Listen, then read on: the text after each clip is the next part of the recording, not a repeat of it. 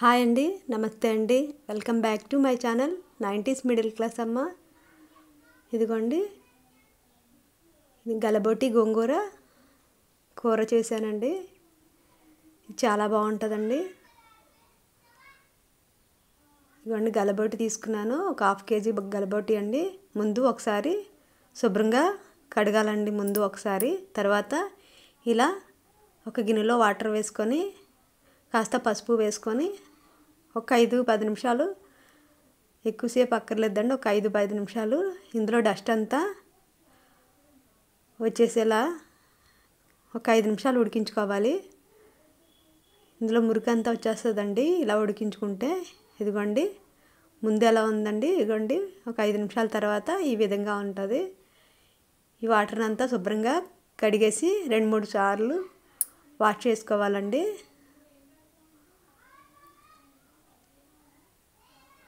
ఇది చాలా బాగుంటుందండి. బోటి వేరండి, గలబోటి వేరండి. ఇంతకుముందు నేను చింతపండుతో ట్రై చేశానండి. చింతపండు పులుసు వేసి ఈసారి గోంగూరతో చేస్తున్నాను. ఇది కూడా చాలా బాగుంటుందండి. ఈ రకంగా కూడా గలబోటిని వండుకోవచ్చు. బోటి గోంగూర కూడా చేస్తారు కదండి.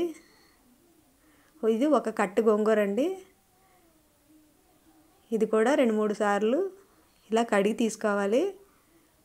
ఇప్పుడు స్టవ్ వెలిగించి ముందు గోంగూరని కొద్దిగా వాటర్ వేసుకొని ఉడికించుకోవాలండి.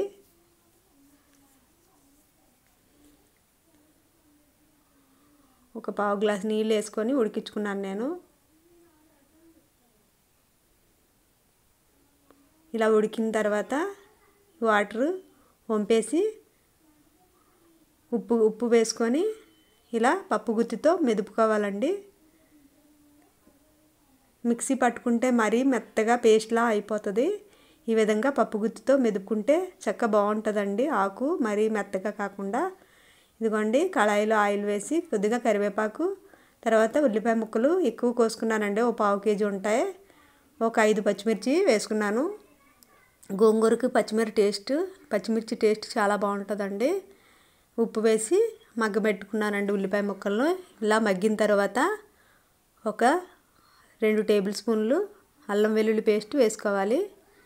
నేను ఇంట్లో తయారు చేసి పెట్టుకుంటానండి, వారానికి సరిపడా అల్లం వెల్లుల్లి పేస్ట్. ఈ పేస్ట్ ఉల్లిపాయ ముక్కలు మంచిగా వేగిన తర్వాత ఇప్పుడు గలబోటి వేసుకుంటున్నానండి. పసుపు కూడా వేసి శుభ్రంగా కలిపి ఇలా మగ్గించుకోవాలండి.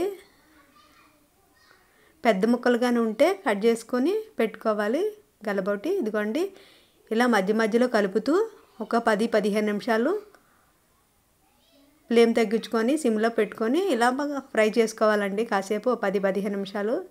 ఇదిగోండి, ఇలా కొద్దిగా వాటర్ వచ్చి జిగుమానంగా తయారవుతుందండి కూర, జిగురుగా. ఇప్పుడు సాల్ట్ అండి, అలాగే ధనియాల పొడి, జీలకర్ర పొడి, కారం తగినంత వేసుకొని కాసేపు ఆయిల్ పైకి తేలే వరకు ఇలాగా ఉడికించుకోవాలి. ఆ తర్వాత దీన్ని కుక్కర్లోకి ట్రాన్స్ఫర్ చేసుకుంటున్నానండి. నేను డైరెక్ట్గా కుక్కర్లోనే తాలింపు వేసుకోవచ్చు. ఇదిగోండి, కొద్దిగా కళాయి కడిగి వాటర్ వేసుకుంటున్నాను. వేసుకొని ఒక 5-6 విజిల్స్ వచ్చే వరకు కుక్కర్ విజిల్ మూత పెట్టుకొని ఉడికించుకోవాలండి. చాలా అంటే చాలా బాగుంటుందండి గోంగూరతోటి గలబోటి.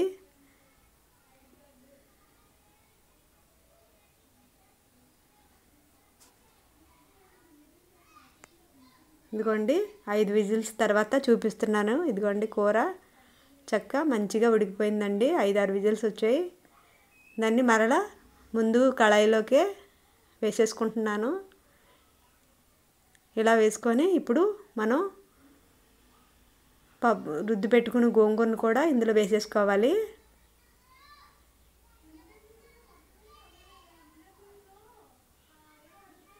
మళ్ళీ చెప్తున్నానండి, చాలా అంటే చాలా రుచిగా ఉంటుందండి. ఈ విధంగా చేయండి.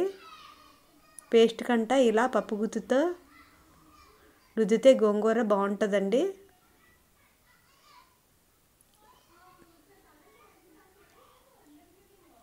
కావాలంటే కొద్దిగా వాటర్ వేసుకొని పలచబెట్టుకోవచ్చు అండి.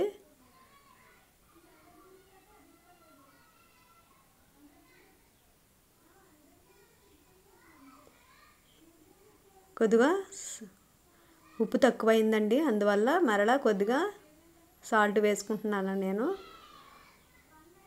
వేసుకొని అంతే అండి, ఇలా దగ్గరగా అయ్యి ఆయిల్ పైకి తేలుతూ ఉంటుందండి. ఏ కూరకైనా అదే సూచన అండి. ఇదిగోండి, ఈ విధంగా అయిపోతే కూర అయిపోయినట్టేనండి. ఏ కూర అయినా మనకి ఇదే అంచనా అండి.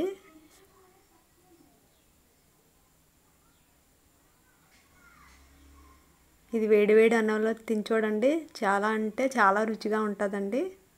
లైక్ చేయండి, షేర్ చేయండి, సబ్స్క్రైబ్ చేసుకోండి నా ఛానల్ని. బాయ్ అండి.